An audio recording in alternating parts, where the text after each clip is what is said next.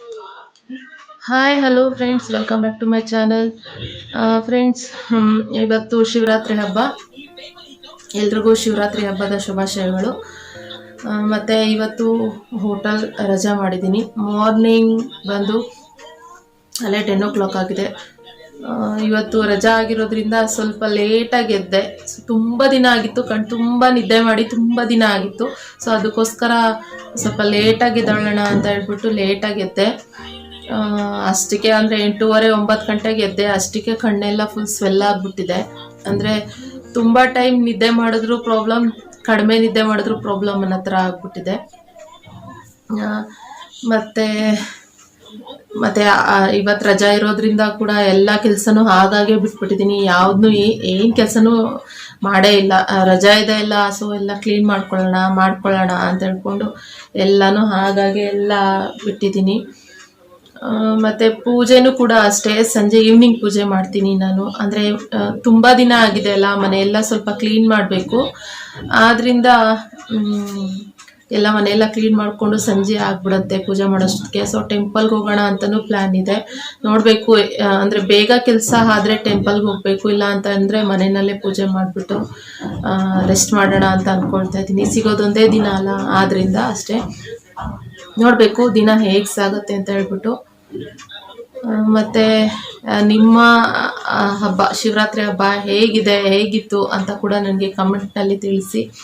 ಮತ್ತು ಉಪವಾಸ ಕೂಡ ಎಲ್ಲರೂ ಶಿವರಾತ್ರಿ ಹಬ್ಬ ಅಂತ ಹೇಳಿದ್ರೆ ಉಪವಾಸ ಇರ್ತಾರೆ. ನಾನು ಉಪವಾಸ ಇರಲ್ಲ ಯೂಶಲಿ.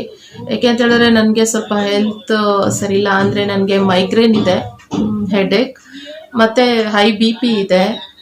ಸೊ ಅದರಿಂದ ಟ್ಯಾಬ್ಲೆಟ್ ತೊಗೊಳ್ತೀನಿ ನಾನು. ಟ್ಯಾಬ್ಲೆಟ್ ತೊಗೊಳ್ಳೋದ್ರಿಂದ ನಾನು ಉಪವಾಸ ಇತ್ತು ಅಂತ ಹೇಳಿದ್ರೆ ಕೈಕಾಲೆಲ್ಲ ಸ್ವಲ್ಪ ಶೇಕ್ ಆಗುತ್ತೆ ನನಗೆ. ಸೊ ಅದಕ್ಕೆ ನಾನು ಅಂದರೆ ಉಪವಾಸ ಇದ್ದು ದೇವ್ರನ್ನ ಭಕ್ತಿಯಿಂದ ಕಾಣಬೇಕು ಅಂತ ಏನಿಲ್ಲ. ಆ ಭಕ್ತಿ ಮನಸ್ಸಲ್ಲಿತ್ತು ಅಂತಂದರೆ ಸಾಕು ಅನ್ನೋದು ನನ್ನ ಭಾವನೆ.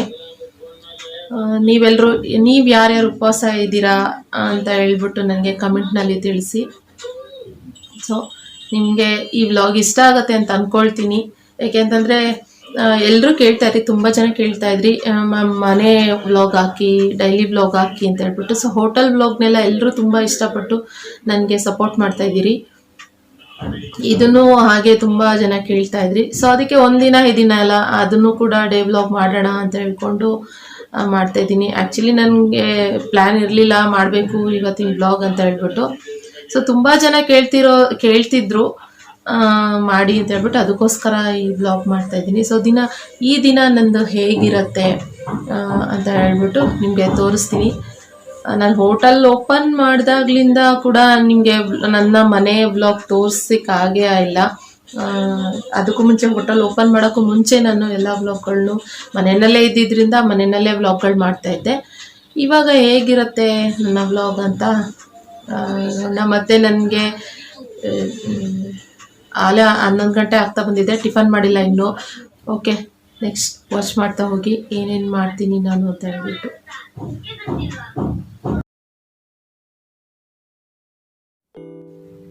ಓಕೆ ಫ್ರೆಂಡ್ಸ್, ಇವಾಗ ಬೆಡ್ ಸ್ಪ್ರೆಡ್ನೆಲ್ಲ ಚೇಂಜ್ ಮಾಡ್ತಾಯಿದ್ದೀನಿ. ಅಂದರೆ ವೀಕ್ಲಿ ಒಂದ್ಸರಿ ನಾನು ಬೆಡ್ ಸ್ಪ್ರೆಡ್ನೆಲ್ಲ ಚೇಂಜ್ ಮಾಡ್ತೀನಿ. ಸೊ ಇವತ್ತು ಹಬ್ಬ ಆಗಿರೋದ್ರಿಂದ ನಾನು ಬೆಡ್ ಸ್ಪ್ರೆಡ್ನ ಚೇಂಜ್ ಮಾಡ್ತಾಯಿದ್ದೆ. ಸೊ ನಾನು ಏನೇನು ಕೆಲಸ ಮಾಡ್ತೀನಿ ಅನ್ನೋದನ್ನೆಲ್ಲ ತೋರಿಸ್ಲಿಕ್ಕೆ ಆಗಲಿಲ್ಲ. ಸೊ ಶಾರ್ಟಾಗಿ ಮಾತ್ರ ಒಂದು ಸ್ವಲ್ಪ ಕ್ಲಿಪ್ಪಿಂಗ್ಸ್ನ ತೋರಿಸಿದ್ದೀನಿ ಅಷ್ಟೇ.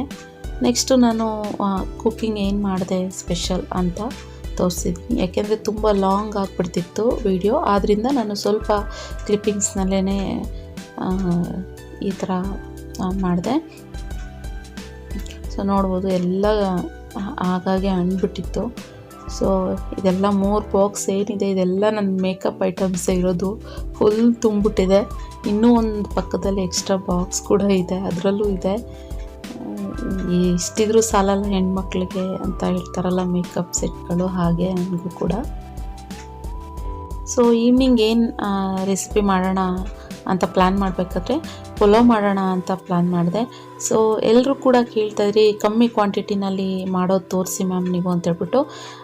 ಸರಿ ಆಯಿತು, ಹಾಗೇ ಕಮ್ಮಿ ಕ್ವಾಂಟಿಟಿನಲ್ಲೂ ತೋರಿಸ್ದಾಗ ಆಗುತ್ತೆ ಅಂದ್ಬಿಟ್ಟು ಇದು 3 ಲೀಟ್ರ್ ಕುಕ್ಕರು. ಪಲಾವ್ ಮಾಡೋಣ, ದಿಢೀರ್ ಪಲಾವ್ ಇದು, ತುಂಬ ಟೇಸ್ಟಿಯಾಗಿ ಕೂಡ ಇರುತ್ತೆ. ಸೊ ಬೇಗ ಮಾಡಿಬಿಡ್ಬೋದು ಈ ಪಲಾವ್ನ. ನೋಡ್ಕೊಳ್ಳಿ ಈ ರೆಸಿಪಿನ, ನಿಮಗೆ ಈಸಿ ಆಗುತ್ತೆ ಮಾಡಲಿಕ್ಕೆ ಅಂತ ಹೇಳ್ಬಿಟ್ಟು. ನೋಡಿ, ನಾನು ಫಸ್ಟಿಗೆ ಬೀನ್ಸು ಮತ್ತು ಹಸಿ ಅವರೆಕಾಯಿ ತೊಗೊಂಡಿದ್ದೀನಿ. ಇದು ಹಸಿ ಅವರೆಕಾಯಿ ಬೀನ್ಸ್ ಪಲಾವ್ ಇದು. ಅದಕ್ಕೆ ಒಂದು ಕುಕ್ಕರಲ್ಲಿ ಆಯಿಲ್ ಹಾಕ್ಕೊಳ್ತಾಯಿದ್ದೀನಿ ಫಸ್ಟಿಗೆ. ಮತ್ತು ಇದು 2 ಈರುಳ್ಳಿನ ಹೆಚ್ಚಿಟ್ಕೊಂಡಿದ್ದೀನಿ ಮತ್ತು 3 ಟೊಮೊಟೊ ತೆಗೆದಿಟ್ಕೊಂಡಿದ್ದೀನಿ ಇದಿಷ್ಟು. ಮತ್ತು ನಾನು ಪೇಸ್ಟ್ ಮಾಡಲಿಕ್ಕೆ ಹಸಿಮೆಣ್ಸಿನ್ಕಾಯಿ, ಹಸಿ ಶುಂಠಿ, ಒಂದು ಅರ್ಧ ಈರುಳ್ಳಿ ಮತ್ತು ಬೆಳ್ಳುಳ್ಳಿ ಇದಿಷ್ಟನ್ನು ಪೇಸ್ಟ್ ಮಾಡಿ ಇಟ್ಕೊಂಡಿದ್ದೀನಿ. ಫಸ್ಟ್ ಇವಾಗ ಎಣ್ಣೆ ಹಾಕ್ಬಿಟ್ಟು ಅದಕ್ಕೆ ಈರುಳ್ಳಿನ ಫ್ರೈ ಮಾಡಿಬಿಟ್ಟು ತರಕಾರಿ ಅಂದರೆ ಏನು ಜಾಸ್ತಿ ತರಕಾರಿ ಹಾಕಿಲ್ಲ, ಹಸಿ ಅವರೆಕಾಯಿ ಮತ್ತು ಬೀನ್ಸ್ನ ಹಾಕ್ಬಿಟ್ಟು ಫ್ರೈ ಮಾಡ್ತಾಯಿದ್ದೀನಿ ಎಣ್ಣೆಯಲ್ಲಿ ಅಷ್ಟೇ. ನೋಡ್ಬೋದು. ಇವಾಗ ನೆಕ್ಸ್ಟು ನಾನು ಏನು ಪೇಸ್ಟ್ ಮಾಡಿ ಇಟ್ಕೊಂಡಿದ್ದೆ ಮಸಾಲೆ, ಅದನ್ನು ಕೂಡ ಇದಕ್ಕೆ ಆ್ಯಡ್ ಮಾಡ್ತೀನಿ. ಅದಕ್ಕೂ ಮುಂಚೆ ನಾನು ಫಸ್ಟು ಅಕ್ಕಿನ ನೆನೆ ಹಾಕ್ತಾಯಿದ್ದೀನಿ. ಅಂದರೆ ಒಂದು ಸ್ವಲ್ಪ ಹೊತ್ತು ಅದು ನೆಂದರೆ ಅಕ್ಕಿ ಚೆನ್ನಾಗಿರುತ್ತೆ ಅಂತ ಹೇಳ್ಬಿಟ್ಟು ನೆನೆ ಹಾಕ್ತಾಯಿದ್ದೀನಿ ಅಕ್ಕಿನ. ಮತ್ತು ಇವಾಗ ಪೇಸ್ಟ್ ಏನು ರುಬ್ಬಿಟ್ಟು ಇಟ್ಕೊಂಡಿದ್ದೆ ಅದನ್ನು ಇದಕ್ಕೆ ಆ್ಯಡ್ ಮಾಡ್ತಾಯಿದ್ದೀನಿ. ಸೊ ಸಿಂಪಲ್ ಅಂದರೆ ಸಿಂಪಲ್. ನಾನು ಇದು ಏನಂತ ಹೇಳಿದ್ರೆ ಒಂದು 10ರಿಂದ 15 ನಿಮಿಷದಲ್ಲಿ ಇದನ್ನು ಮಾಡಿ ಮುಗಿಸ್ದೆ. ಅಷ್ಟು ಸಿಂಪಲ್ ಇದೆ ಇದು. ಮತ್ತು ತುಂಬ ಇಂಗ್ರೀಡಿಯೆಂಟ್ಸ್ ಬೇಕು ಅಂತ ಏನಿಲ್ಲ. ಬ್ಯಾಚುಲರ್ಸ್ ಅಡುಗೆ ಅಂತ ಹೇಳ್ಬೋದು, ಇಲ್ಲ ಇವಾಗ ಹೊಸ್ದಾಗಿ ಅಡುಗೆ ಕಲಿತಿರೋರ್ಗೂ ಕೂಡ ಈಸಿ ಅಂತ ಹೇಳ್ಬೋದು ಇದು ಅಡುಗೆ, ಅಂದರೆ ಪಲಾವು.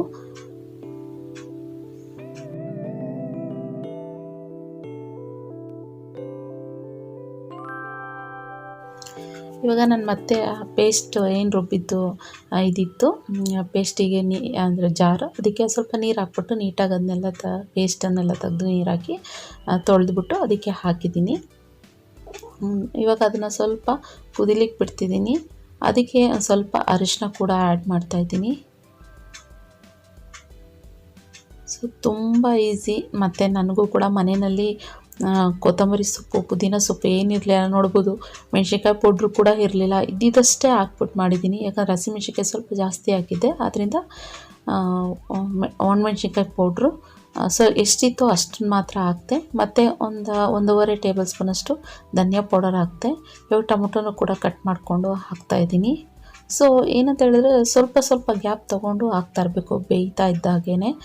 ಇವಾಗ ನಾನು ಅದಕ್ಕೆ ಟೊಮೊಟೊನೂ ಕೂಡ ಆ್ಯಡ್ ಮಾಡಿಬಿಟ್ಟು, ಸೊ ಇವಾಗ ರುಚಿಗೆ ತಕ್ಕಷ್ಟು ಉಪ್ಪು ಕೂಡ ಆ್ಯಡ್ ಮಾಡ್ತೀನಿ. ಟೊಮೊಟೊ ಹಾಕಿದ್ಮೇಲೆ ರುಚಿಗೆ ತಕ್ಕಷ್ಟು ಉಪ್ಪು ಹಾಕಬೇಕು, ಆವಾಗ ಟೊಮೊಟೊ ಬೇಗ ಬೇಯುತ್ತೆ, ಅದಕ್ಕೋಸ್ಕರ. ಮತ್ತು ನನಗೆ ಹೋಟೆಲ್ನಲ್ಲಿ ಪಲಾವ್ ಬೇರೆ ಥರ ಮಾಡ್ತೀವಿ ನಾವು. ಸೊ ಅದ್ರ ರೆಸಿಪಿ ಕೂಡ ನಾನು ಶೇರ್ ಮಾಡ್ತೀನಿ, ಇಷ್ಟರಲ್ಲೇ ನಿಮಗೆ ಶೇರ್ ಮಾಡ್ತೀನಿ. ಆದರೆ ಈ ಥರ ಪಲಾವ್ ಬಂದ್ಬಿಟ್ಟು ಅಂದರೆ ಏನಂತ ಹೇಳಿದ್ರೆ, ನನಗೆ ಹೋಟೆಲ್ ಪಲಾವ್ ಬಂದ್ಬಿಟ್ಟು ಉಡುಗಿರುತ್ತೆ ರೈಸು. ಸೊ ಈ ಪಲಾವ್ ನಮಗೆ ಸ್ವಲ್ಪ ನನಗೆ ಅದು ತಿಂದು ಬೇಜಾರಾಗಿಬಿಟ್ಟಿದೆ. ಸೊ ಡೈಲಿ ಹೋಟೆಲ್ದೇ ತಿಂತಾಯಿದ್ರೆ, ಅಂದರೆ ಅದು ಮನೆ ಊಟನೇ ಕೂಡ, ಆದ್ರೂ ಈ ಥರ ನನಗೆ ಸ್ವಲ್ಪ ಅನ್ನ ಮೆತ್ತಗಿರಬೇಕಾಗಿತ್ತು. ಆದ್ದರಿಂದ ಸ್ವಲ್ಪ ಮೆತ್ತಗಾಗಂಗೆ ಈ ಗಂಜಿ ಥರ ಅನ್ನ ಅಂತ ಹೇಳ್ತಾರಲ್ಲ ಪಲಾವ್, ಆ ಥರ ಮಾಡಿರೋದು ಇದನ್ನು ನಾನು. ತುಂಬ ದಿನ ಆಗಿತ್ತು ಈ ಥರ ಮಾಡೇ ಇರಲಿಲ್ಲ ನಾನು ಕೂಡ ಮನೆಯಲ್ಲಿ, ಅದಕ್ಕೋಸ್ಕರ ಈ ಥರ ಟ್ರೈ ಮಾಡ್ತಿರೋದು. ಸೊ ನೋಡ್ಬೋದು, ನನಗೆ ಕೊತ್ತಂಬರಿ ಪುದೀನ ಹೋಟೆಲಿಂದ ತರೋದು ಮರ್ತುಬಿಟ್ಟಿದೆ. ಸೊ ಖಾಲಿಯಾಗಿತ್ತು ಅನಿಸುತ್ತೆ ಹೋಟೆಲ್ನಲ್ಲೂ ಕೂಡ. ಆದ್ದರಿಂದ ಏನು ಮಾಡೋದು ಅಂತ ಅನ್ಬೇಕಾದ್ರೆ ನಮ್ಮನೆ ಮುಂದೆಗಡೆನೇ ನಮ್ಮನೆಯಲ್ಲೇ ನಾನು ಪಾಟ್ನಲ್ಲಿ ಪುದೀನ ಸೊಪ್ಪು ಹಾಕಿದ್ದೆ. ಸೊ ಅದು ಒಂದು ಸ್ವಲ್ಪ ಚಿಗುರಿತ್ತು, ಅದನ್ನೇ ತುದಿ ಕಟ್ ಮಾಡ್ಕೊಂಡ್ಬಂದ್ಬಿಟ್ಟು ತೊಳೆದ್ಬಿಟ್ಟು ಅದನ್ನೇ ಹಾಕಿದೆ ಪುದೀನ ಸೊಪ್ಪನ್ನ. ಮತ್ತು ಕಸೂರಿ ಮೇಥಿ ಕೂಡ ಮನೆಯಲ್ಲಿ ಎನಿ ಟೈಮ್ ನಮ್ಮ ಮನೆಯಲ್ಲಿ ಇದ್ದೇ ಇರುತ್ತೆ. ನೀವು ನನ್ನ ವ್ಲಾಗ್ಗಳೇನಾದ್ರು ಎಲ್ಲ ವ್ಲಾಗ್ಗಳನ್ನೂ ನೀವು ವಾಚ್ ಮಾಡ್ತಿದ್ರೆ ನಿಮ್ಗೆ ಗೊತ್ತಿರುತ್ತೆ ಅನಿಸುತ್ತೆ.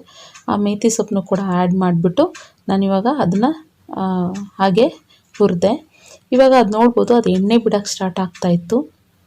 ಬೆಂದು ತರಕಾರಿ ಬೆಂದಿದೆ ಮತ್ತು ಅದು ಗ್ರೇವಿ ಎಲ್ಲ ಬೆಂದಿದೆ ಅಂದಾಗ ಎಣ್ಣೆ ಬಿಡ್ಲಿಕ್ಕೆ ಸ್ಟಾರ್ಟ್ ಆಗುತ್ತೆ. ಆವಾಗ ನಾನು ಇವಾಗ ಮೊಸರು ಕೂಡ ಆ್ಯಡ್ ಮಾಡಿದೆ. ಒಂದು ಅರ್ಧ ಕಪ್ನಷ್ಟು ಮೊಸರು ಆ್ಯಡ್ ಮಾಡಿದ್ರೆ ಸಾಕು. ಮತ್ತು ಇವಾಗ ರೈಸು ಕೂಡ ಅಷ್ಟೇನೆ, ನಾನು 2 ಗ್ಲಾಸ್ನಷ್ಟು ಅಕ್ಕಿ ತೊಗೊಂಡಿದ್ದೆ. ಸೊ ಅದು ಸ್ವಲ್ಪ ಜಾಸ್ತಿ ಆಗಿಬಿಟ್ಟಿತ್ತು, ಅಂದರೆ ಕುಕ್ಕರ್ ತುಂಬ ಆಗೋ ಥರ ಇತ್ತು. ಆದ್ದರಿಂದ ನಾನು ಹೇಳಿದ್ನಲ್ಲ ಮೊದಲೇ, ನನಗೆ ಸ್ವಲ್ಪ ಅನ್ನ ಏನಂತಾರೆ ಹುಡುಗಿಯಾಗಿರೋದಕ್ಕಿಂತ ಸ್ವಲ್ಪ ಗಂಜಿ ಆಗಬೇಕಾಗಿತ್ತು. ಅದಕ್ಕೋಸ್ಕರ ಸಾಕು ಓದಬೇಕಾದ್ರೆ ಅಂತ ಹೇಳ್ಬಿಟ್ಟು ಅದನ್ನು ತೆಗ್ದಿಟ್ಬಿಟ್ಟೆ. ಅಂದರೆ ಅದನ್ನು ತೆಗೆದು ನಾನು ಫ್ರಿಜ್ಜಲ್ಲಿ ಇಟ್ಬಿಡ್ತೀನಿ. ಆಮೇಲೆ ಬೇಕು ಅಂತ ಹೇಳಿದ್ರೆ, ಅಂದರೆ ನಾಳೆಗೆ ರೈಸ್ ಮಾಡ್ಕೊಳ್ಳಿಕ್ಕಾಗತ್ತೆ ಅಂತ ಹೇಳ್ಬಿಟ್ಟು ಅದನ್ನು ಹಾಗೆ ತೆಗ್ದಿಟ್ಟೆ. ಸೊ ಇವಾಗ ನೋಡ್ಬೋದು ಅದನ್ನು ಅಂದರೆ 2 ಗ್ಲಾಸ್ ಅಕ್ಕಿಗೆ 4 ಗ್ಲಾಸಷ್ಟು ನೀರನ್ನ ಆ್ಯಡ್ ಮಾಡಿಬಿಟ್ಟು ಇವಾಗ ಅದನ್ನು ಕುದಿಲಿಕ್ಕೆ ಬಿಟ್ಟಿದ್ದೀನಿ. ಅದಾಗೋಷ್ಟೊತ್ತಿಗೆ ನಾನು ಅಂದರೆ ಅದು ನೀರು ಕುದಿಯೋಷ್ಟೊತ್ತಿಗೆ ಪಲಾವ್ದು ವಿಜಿಲ್ ಹಾಕಬೇಕಲ್ಲ, ಅದಕ್ಕೂ ಮುಂಚೆ ನಾನು ಗಸಗಸೆ ಪಾಯಸ ಮಾಡೋಣ ಅದ್ರ ಜೊತೆಗೆ ಇವತ್ತು ಹಬ್ಬ ಆಗಿರೋದ್ರಿಂದ ಏನಾದರೂ ಸ್ವೀಟ್ ಮಾಡಬೇಕು ಅಂದ್ಬಿಟ್ಟು ನಾನು ಕೊಬ್ಬರಿನ ಹೆಚ್ಚಿಟ್ಕೊಳ್ತಾ ಇದ್ದೀನಿ ಮಿಕ್ಸಿಗೆ. ಅದಕ್ಕೆ ಏಲಕ್ಕಿ ಕೂಡ ಆ್ಯಡ್ ಮಾಡಿದೆ. ಇವಾಗ ನೋಡ್ಬೋದು ಅದು ಕುದೀತಾ ಇತ್ತು. ಸೊ ಅದನ್ನು ಈ ಕಡೆ ಸ್ಟವ್ವಿಂದ ಆ ಕಡೆ ಫ್ಲೇಮಿಗೆ ಶಿಫ್ಟ್ ಮಾಡಿಬಿಟ್ಟು ಇಲ್ಲಿ ನಾನು ಒಂದು ಪ್ಯಾನ್ ಇಡ್ತಾಯಿದ್ದೀನಿ. ಆ ಪ್ಯಾನ್ಗೆ ಒಂದು 2 ಟೇಬಲ್ ಸ್ಪೂನಷ್ಟು ಅಕ್ಕಿ ಹಾಕ್ತಾಯಿದ್ದೀನಿ. ಅದನ್ನೊಂದು ಸ್ವಲ್ಪ ಹುರಿಲಿಕ್ಕೆ ಗೋಲ್ಡನ್ ಬ್ರೌನ್ ಆಗಬೇಕು ಈ ಅಕ್ಕಿ. ಪಾಯಸಕ್ಕೆ ಇದು ಹುರಿತಾ ಇರೋದು. ಇವಾಗ ಇದನ್ನು ನೋಡ್ಬೋದು ಒಂದು ಸ್ವಲ್ಪ ಗೋಲ್ಡನ್ ಬ್ರೌನ್ ಆಗೋವರೆಗೂ ಹುರ್ಕೊಳ್ತಾ ಇದ್ದೀನಿ. ಸೊ ಇದನ್ನು ಒಂದು ಸ್ವಲ್ಪ ಹುರಿದಾದ್ಮೇಲೆ ಇದನ್ನು ಅಂದರೆ ತುಂಬ ಬಿಸಿ ಆಗಿತ್ತಲ್ಲ ಫ್ಲೇಮ್, ಆದ್ದರಿಂದ ಇದನ್ನು ಆಫ್ ಮಾಡಿಬಿಟ್ಟು ಇದೇ ಪ್ಯಾನ್ಗೆನೆ ನಾನು ಗಸಗಸೆನೂ ಕೂಡ ಆ್ಯಡ್ ಮಾಡ್ತೀನಿ. ಅಂದರೆ ನಾನು ಗ್ಯಾಸ್ ಫ್ಲೇಮ್ ಆಫ್ ಮಾಡಿಬಿಟ್ಟಿದ್ದೀನಿ, ಇಲ್ಲಾಂದರೆ ಸೀದೋಗ್ಬಿಡುತ್ತೆ ಗಸಗಸೆ. ಆದ್ದರಿಂದ ಅದು ಆಫ್ ಮಾಡಿಬಿಟ್ಟು ನಾನು ಹಾಗೆ ಹಾಕ್ತಾಯಿದ್ದೀನಿ. ಇದು ಅಷ್ಟೇ ಒಂದು 2 ಟೇಬಲ್ ಸ್ಪೂನ್. ಗಸಗಸೆ ಪಾಯಸ ಆಗಿರೋದ್ರಿಂದ ಗಸಗಸೆ ಸ್ವಲ್ಪ ಜಾಸ್ತಿನೇ ಇರಬೇಕು. ಆದ್ದರಿಂದ ನೋಡ್ಬೋದು ನಾನು ಆದಷ್ಟು ಝೂಮ್ ಮಾಡಿ ತೋರಿಸ್ಲಿಕ್ಕೆ ಟ್ರೈ ಮಾಡಿದ್ದೀನಿ. ಅಂದರೆ ಅದು ಚಟಪಟ ಅಂತಿದೆ ಆಲ್ರೆಡಿ ಆ ಪ್ಯಾನ್ ಬಿಸಿ ಇರೋದ್ರಿಂದ. ಸೊ ಅವೆರಡೂ ನಾನು ತೆಗೆದು ಒಂದು ಪ್ಲೇಟ್ಗೆ ಇಟ್ಕೊಂಡು ಸ್ವಲ್ಪ ತಣ್ಣಗಾದ್ಮೇಲೆ ಅದು ನಾನು ಏನು ಕಾಯಿನ ಈ ಥರ ಹೆಚ್ಚಿಟ್ಕೊಂಡಿದ್ದೆ ಇದನ್ನು ಬೇಕಾದ್ರೆ ನೀವು ತುರಿಲೂಬೋದು, ತುರಿದು ಹಾಕ್ಬೋದು ಕೊಬ್ಬರಿನ. ಇಲ್ಲ ನಾನು ಹೀಗೆ ಹೆಚ್ಚಾಕಿದ್ದೀನಿ. ಏಲಕ್ಕಿ ಕಾಯಿ ಮತ್ತು ಕೊಬ್ಬರಿ, ಗಸಗಸೆ, ಅಕ್ಕಿ ಇದಿಷ್ಟನ್ನು ಹಾಕಿ ನೋಡಿ ಈ ಥರ ಪೌಡರ್ ಮಾಡಿದ್ದೀನಿ. ಮತ್ತು ಇದಕ್ಕೆ ನೀರು ಹಾಕ್ಬಿಟ್ಟು ಪೇಸ್ಟ್ ಥರ ರುಬ್ಬಿಟ್ಕೊಂಡಿದ್ದೆ. ಇವಾಗ ಅದು 1 ವಿಜಿಲ್ ಆಗಿದೆ ಕುಕ್ಕರ್ ಅಂದರೆ ಪಲಾವ್ದು. ಸೊ ಅದನ್ನು ಆಫ್ ಮಾಡಿದೆ. ಇವಾಗ ಮತ್ತೆ ಇದೇ ಪ್ಯಾನ್ಗೆ ನೀರನ್ನ ಆ್ಯಡ್ ಮಾಡ್ತಾಯಿದ್ದೀನಿ ಫಸ್ಟಿಗೆನೆ. ಇದು ಗಸಗಸೆ ಪಾಯಸ ಅಂತ ಹೇಳಿದ್ಮೇಲೆ ಇದಕ್ಕೆ ಬೆಲ್ಲ ಆ್ಯಡ್ ಮಾಡೋದು. ಸಕ್ಕರೆ ಆ್ಯಡ್ ಮಾಡಿ ನಾನು ಯಾವತ್ತೂ ಮಾಡಿಲ್ಲ, ನಂಗೆ ಗೊತ್ತೂ ಇಲ್ಲ ಅಷ್ಟಾಗಿ. ನನಗೆ ಗೊತ್ತಿರೋದು ಬೆಲ್ಲ ಹಾಕ್ಬಿಟ್ಟು ಗಸಗಸೆ ಪಾಯಸ ಮಾಡಿರೋದು ಗೊತ್ತು. ಸೊ ಆ ಪೇಸ್ಟ್ ಏನಿತ್ತು ಅದನ್ನು ನಾನು ನೀರು ಹಾಕ್ಬಿಟ್ಟು ಮಿಕ್ಸ್ ಮಾಡಿ ಇವಾಗ ಆ ಥರ ಮಾಡಿ ಇಟ್ಕೊಂಡಿದ್ದೆ. ಇವಾಗ ಏನು ಪ್ಲೇಟಲ್ಲಿ ಹಾಕ್ತೆ ಅಂತ ಹೇಳಿದ್ರೆ ಸ್ವಲ್ಪ ಕೊಬ್ಬರಿನೂ ಕೂಡ ತುರಿದಿಟ್ಕೊಂಡಿದ್ದು ಹಾಕ್ತೆ. ಯಾಕೆ ಅಂತ ಹೇಳಿದ್ರೆ ಪಾಯಸ ಕುಡಿತಾ ಇದ್ದರೆ ಸ್ವಲ್ಪ ಸೆಂಟ್ರಿನಲ್ಲಿ ಆ ತುರಿದಿರೋ ಕಾಯಿ ಸಿಗ್ತಾ ಇದ್ದರೆ ತುಂಬ ಟೇಸ್ಟಿಯಾಗಿರುತ್ತೆ. ಆದ್ದರಿಂದ ಆ ಥರ ತುರಿದಿಟ್ಕೊಂಡಿರೋ ಕೊಬ್ಬರಿನೂ ಕೂಡ ಹಾಕ್ತೆ ಇದಕ್ಕೆ ಪ್ಯಾನ್ಗೆ. ಇವಾಗ ಬೆಲ್ಲನೂ ಕೂಡ ಈ ಥರ ಜಜ್ಜಿ ಸ್ವಲ್ಪ ಪುಡಿ ಮಾಡಿಬಿಟ್ಟು ಬೆಲ್ಲನ ಇವಾಗ ಅದಕ್ಕೆ ಹಾಕ್ತಾಯಿದ್ದೀನಿ. ಸೊ ಕೆಲವ್ರು ಏನು ಮಾಡ್ತಾರೆ ಅಂತಂದರೆ ಫಸ್ಟಿಗೆ ಸ್ವಲ್ಪ ಬೇರೆ ಅಂದರೆ ನೀರಿನಲ್ಲಿ ಬೆಲ್ಲನ ಬಿಸಿ ಮಾಡಿಬಿಟ್ಟು ಕಾಯಿಸ್ಬಿಟ್ಟು ಅಂದರೆ ಬೆಲ್ಲ ಕರ್ಗೋವರೆಗೂ ಮಾಡಿಬಿಟ್ಟು ಆಮೇಲೆ ಈ ಕಾಯಿನ ರುಬ್ಬಿರೋದನ್ನ ಕೊಬ್ಬರಿ ಪೇಸ್ಟ್ನ ಆ್ಯಡ್ ಮಾಡ್ತಾರೆ. ನಾನು ಆ ಥರ ಮಾಡಿಲ್ಲ. ಸೊ ಸಿಂಪಲಾಗಿ ಮಾಡ್ತಿರೋದಲ್ವಾ, ಅಂದರೆ ಏನು ನಮಗೆ ಒಂದು ಇವಾಗ ಕುಡಿತೀವಿ ನೈಟ್ಗೆ, ಮತ್ತು ಮಾರ್ನಿಂಗ್ ಒಂದು ಸ್ವಲ್ಪ ಮಿಕ್ಕಿದ್ರೆ ಅದನ್ನೊಂದು ಸ್ವಲ್ಪ ಬಿಸಿ ಮಾಡ್ಕೊಂಡು ಕುಡಿತೀವಿ. ಅದಕ್ಕೋಸ್ಕರ ಸಾಕು ನಮಗೆ ಅಂತ ಹೇಳ್ಬಿಟ್ಟು ಈ ಥರನೇ ಅಂದರೆ ಫಟಾಫಟ್ ಅಂತ ದಿಢೀರಂತ ಹೇಗೆ ಮಾಡ್ಬೋದು ಅಂತ ತೋರಿಸ್ಲಿಕ್ಕೋಸ್ಕರ ನಿಮಗೆ ಈ ಥರ ಮಾಡ್ತಾ ಇರೋದು. ನೆಕ್ಸ್ಟ್ ಇವಾಗ ಅದು ಕುದೀತಾ ಇದೆ. ಸ್ವಲ್ಪ ಕುದೀತಾ ಇದ್ದಂಗೆ ನಾನು ಅದಕ್ಕೆ ಸ್ವಲ್ಪ ಅಂದರೆ ತುಪ್ಪದ್ದು ಒಗ್ಗರಣೆ ಕೊಟ್ಕೊಳ್ಬೇಕಾಗಿತ್ತು. ಅದಕ್ಕೋಸ್ಕರ ಇವಾಗ ಗೋಡಂಬಿನ ತಗೊಳ್ತಾ ಇದ್ದೀನಿ.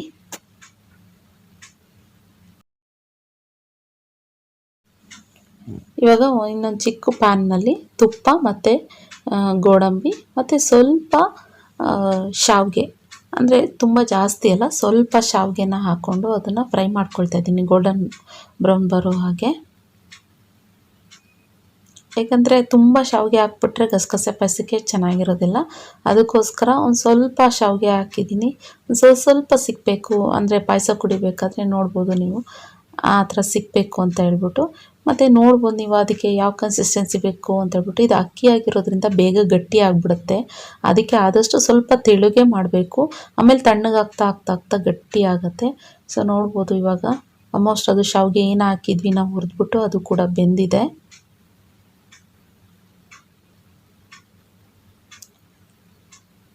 ಇವಾಗ ಇನ್ನೇನು ಪಾಯಸ ಕೂಡ ರೆಡಿಯಾಗಿದೆ.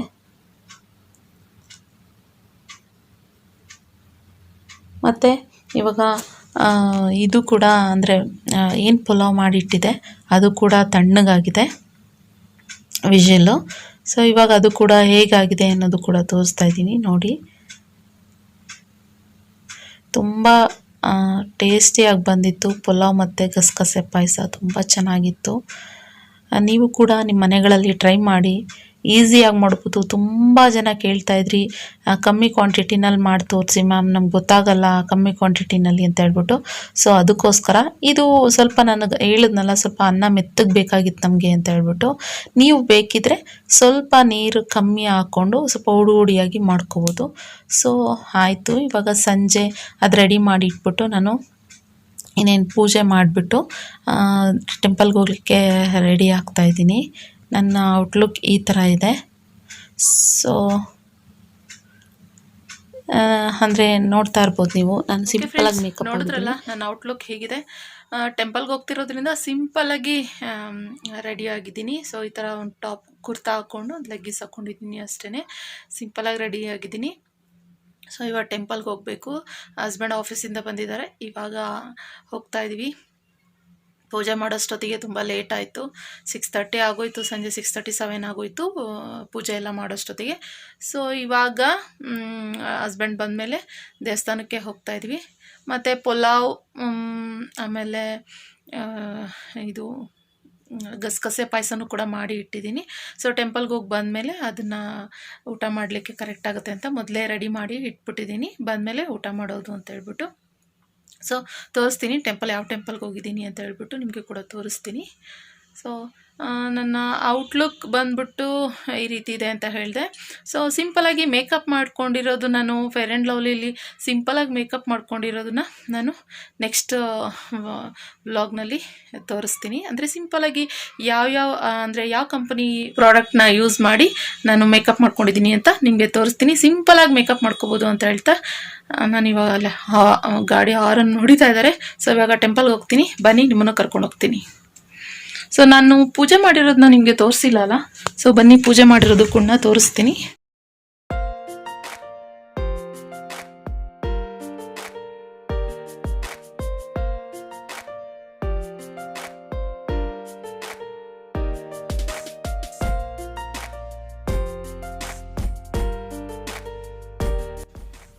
ಟೆಂಪಲ್ಗೆ ಅಂತ ಹೇಳಿದ್ರೆ ನಮ್ಮ ಯಶವಂತಪುರ ಹತ್ರನೇ ಇರೋ ಟೆಂಪಲ್ಗೆ, ಇಲ್ಲಿ ಗಂಗಾಧರೇಶ್ವರ ಸ್ವಾಮಿ ಟೆಂಪಲ್ಗೆ ಹೋಗೋಣ ಅಂತ ಹೇಳ್ಕೊಂಡು ಹೋಗ್ತಾಯಿದ್ವಿ. ಸೊ ತುಂಬ ಜನ, ತುಂಬ ರಶ್ ಇತ್ತು. ನಾವು ಮನೆಗೆ ಬರೋಷ್ಟೊತ್ತಿಗೆ 10-11 ಗಂಟೆ ಗ್ಯಾರಂಟಿ ಆಗುತ್ತೆ ಅಂತ ಹೇಳ್ಬಿಟ್ಟು ಬೇಡ ಅಂತ ಹಾಗೆ ಟರ್ನ್ ತೊಗೊಂಡು ಗಾಯತ್ರಿ ಟೆಂಪಲ್ಗೆ ಹೋದ್ವಿ. ಸೊ ಅಲ್ಲಿ ವರ್ಷನೂ ಗಾಯತ್ರಿ ಟೆಂಪಲ್ಗೆ ಕೂಡ ಹೋಗ್ತಾಯಿದ್ವಿ. ಈ ಸರಿ ಇನ್ನೇನು ಮಾಡೋಕ್ಕಾಗಲ್ಲ, ಬೇಗ ಮನೆಗೆ ಬರಬೇಕಾಗಿತ್ತು ಅಂದ್ಬಿಟ್ಟು ಗಾಯತ್ರಿ ಟೆಂಪಲ್ಗೆ ಹೋಗ್ತಾಯಿದ್ದೀವಿ. ಸೊ ಇದು ಗಾಯತ್ರಿ ಟೆಂಪಲ್ಲು ನಮ್ಮ ಯಶವಂತಪುರ ಮತ್ತಿಕೆರೆನಲ್ಲಿ ಇರೋರಿಗೆಲ್ಲರಿಗೂ ಪ್ರತಿಯೊಬ್ಬರಿಗೂ ಗಾಯತ್ರಿ ಟೆಂಪಲ್ ಗೊತ್ತಿರುತ್ತೆ ಅನಿಸುತ್ತೆ, ನೋಡ್ಬೋದು. ಮತ್ತು ಪ್ರೋಗ್ರಾಮ್ಸ್ ತುಂಬ ನಡೀತಾಯಿತ್ತು ಅಲ್ಲಿ, ಭರತನಾಟ್ಯ ಮತ್ತು ಏನೇನೋ ಫಂಕ್ಷನ್ಸ್ ನಡೀತಾಯಿತ್ತು. ಶಿವರಾತ್ರಿ ಆಗಿರೋದ್ರಿಂದ ನೈಟೆಲ್ಲ ಜಾಗರಣೆ ಇರ್ತಾರೆ ಎಲ್ಲ, ಆದ್ದರಿಂದ ಪೂಜೆ ಅದೆಲ್ಲ ಟೆಂಪಲ್ ಓಪನ್ ಇರುತ್ತೆ ಮತ್ತು ಪೂಜೆ ಎಲ್ಲ ನಡೀತಾ ಇರುತ್ತಲ್ಲ. ಸೊ ಫಂಕ್ಷನ್ ಇದ್ದೇ ಇರುತ್ತೆ. ಈ ಥರ ಎಲ್ಲ ತುಂಬ ಚೆನ್ನಾಗಿ ಅಲಂಕಾರ ಮಾಡಿದರು. ಸೊ ಆದಷ್ಟು ನಿಮಗೆ ಕ್ಲಿಪ್ಪಿಂಗ್ಸ್ ತೋರಿಸ್ಲಿಕ್ಕೆ ಟ್ರೈ ಮಾಡಿದ್ದೀನಿ. ಅಂದರೆ ಅಮ್ಮನವರು, ಗಾಯತ್ರಿ ಅಮ್ಮನವ್ರು ಯಾರು ನೋಡಿಲ್ಲ ಅವ್ರನ್ನ ನೋಡಲಿ, ಅಮ್ಮನವ್ರನ್ನ ವಿಗ್ರಹ ನೋಡಲಿ ಅಂತ ಹೇಳ್ಬಿಟ್ಟು ಸೊ ಕ್ಲಿಪ್ಪಿಂಗ್ಸ್ ತೋರಿಸಿದ್ದೀನಿ. ಅಮ್ಮನವ್ರು ನಿಮಗೂ ಒಳ್ಳೇದು ಮಾಡಲಿ. ಮತ್ತು ಸ್ವಾಮಿ ಶಿವಪ್ಪ ಕೂಡ ನಿಮಗೆ ಎಲ್ಲರಿಗೂ ಒಳ್ಳೇದು ಮಾಡಲಿ ಅಂತ ಹೇಳ್ತಾ ಈ ವ್ಲಾಗ್ನ ಇಲ್ಲಿಗೆ ಮುಗಿಸ್ತೀನಿ ಫ್ರೆಂಡ್ಸ್. ಸೊ ಈ ವಿಡಿಯೋ ಇಷ್ಟ ಆಗಿದ್ದರೆ ಲೈಕ್ ಮಾಡಿ, ಕಮೆಂಟ್ ಮಾಡಿ. ಮತ್ತು ಯಾರಿನ್ನೂ ನನ್ನ ಚಾನಲ್ಗೆ ಸಬ್ಸ್ಕ್ರೈಬ್ ಆಗಿಲ್ಲ, ಪ್ಲೀಸ್ ನನ್ನ ಚಾನಲ್ಗೆ ಸಬ್ಸ್ಕ್ರೈಬ್ ಆಗಿ ಅಂತ ಹೇಳ್ತಾ ಈ ವ್ಲಾಗ್ನ ಇಲ್ಲಿಗೆ ಮುಗಿಸ್ತೀನಿ. ಮತ್ತು ನಾನು ನೆಕ್ಸ್ಟ್ ವ್ಲಾಗ್ನಲ್ಲಿ ಸಿಗ್ತೀನಿ. Thank you for watching. Bye.